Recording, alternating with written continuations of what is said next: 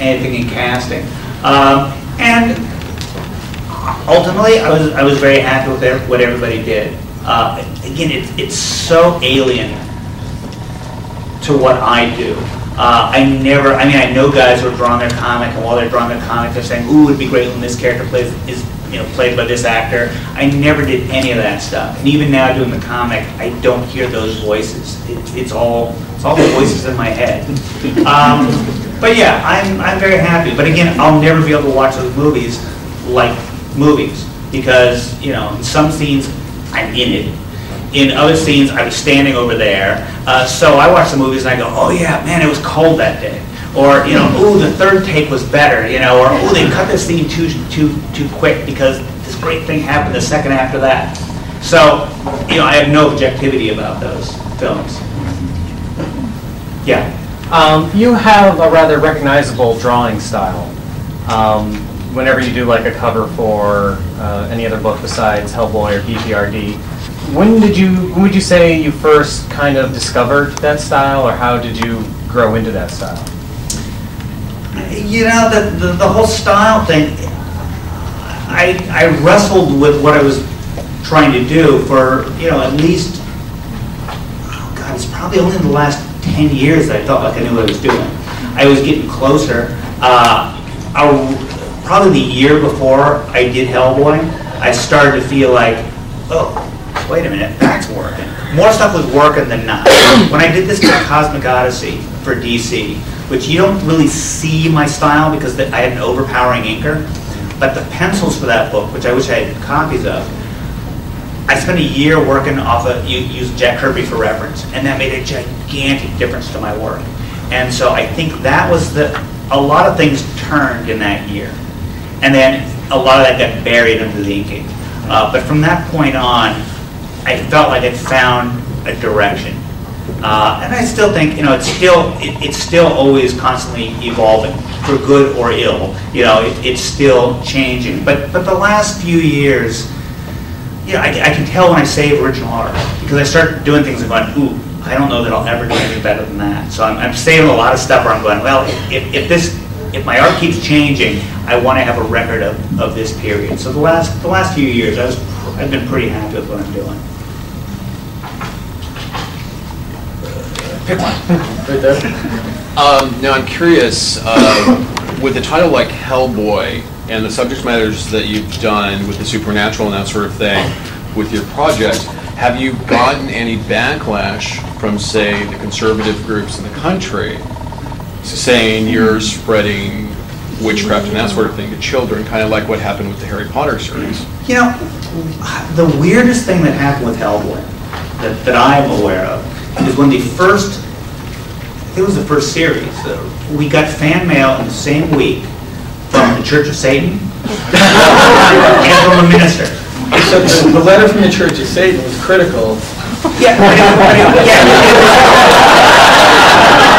they liked it, but they were disappointed that I didn't acknowledge how much of a debt was owed to Anton LaVey and the Church of Satan. And they referenced things like the Nazi experiments with electricity, and I'm thinking, sounds like it might be an interesting book to read. I didn't know, but I didn't get it from there. Well, and they were very concerned about LaVey's haircut and beard. Oh yeah, because they were convinced that the Rasputin character was really Anton LaVey. But LaVey got it from the same places that Mike got it from. Like LaVey, was a performer. So. Yeah. So but to get those two letters in the same bundle. But the letter, when we get letters from clergy, it's always very complimentary. We've never we've never gotten anything complaining about us bringing negative stuff into the world at all. And usually when the clergy does write in, it's because they like the reverence that Mike shows for these themes, or like the struggle between good and evil. Like they see it as being really. They like what we're doing. There's never been any criticism from that direction, which surprises me. We keep waiting for it, and it just doesn't happen. But I think also I don't know that the movie caught any flack. I mean, I'm sure. I heard a great story the other night about somewhere, I don't know if it was here or down south, but somebody went to see Hellboy. It was playing in the same theater with Passion of the Christ. Two lines going into the theater with that Bible. Hellboy fans were like, oh, we don't like that gory shit. I mean, the title is, I thought the title was just funny. Some people, and I still run into people who didn't want to let their kids see it because they thought it was going to be some kind of scary, horrible kind of thing. I was thinking, really? It's got a pretty silly title or something like that. But I think because I write, you know, it's not a hard-drinking guy who's killing people. You know, he's a good guy. He's like the best guy I can imagine, except he's the beast of the apocalypse. It's an interesting. At the mic. So much of your research process, or sorry, so much of your inspiration, you said, comes from folk tales, and a lot of it's, of course, you've been European, and you get obviously, but some of them are much more detailed, Czechoslovakian, fairy tale sorts of things that don't come over to the Western world very often. Could you describe what your research process is like? It's sort of like when you first hear a tale, do you really try to find an original version or a translation? Do you try to visit the place if you can?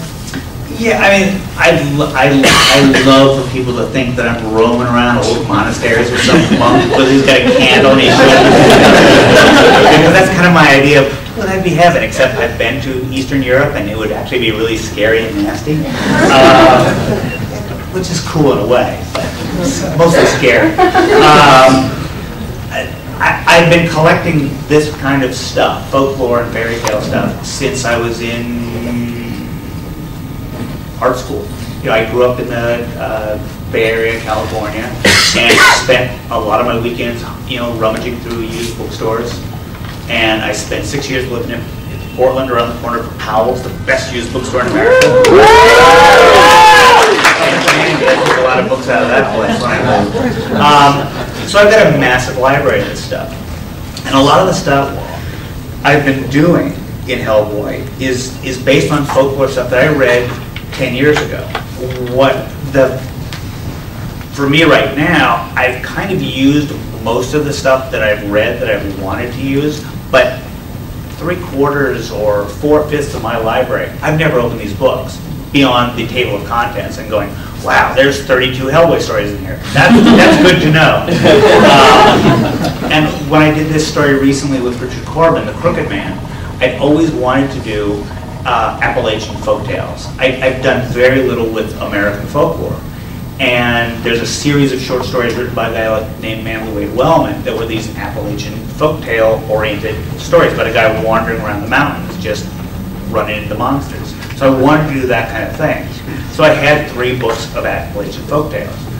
And usually I have enough general knowledge of this stuff that I cobble together a rough idea for a story, and then I look for the folklore elements to kind of beef it up.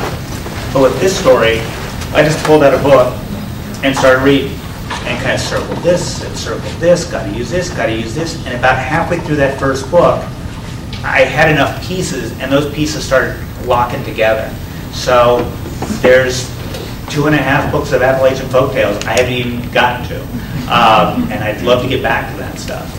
But my goal ultimately is to present stories of Hellboy in just about every corner of the world. Because every corner of the world has got folklore and mythology and monsters, and I'm happiest if I can pull off a story where you go, that feels like Japan, or that feels like, I mean, I've never done India, but I'd love to do something that feels like India.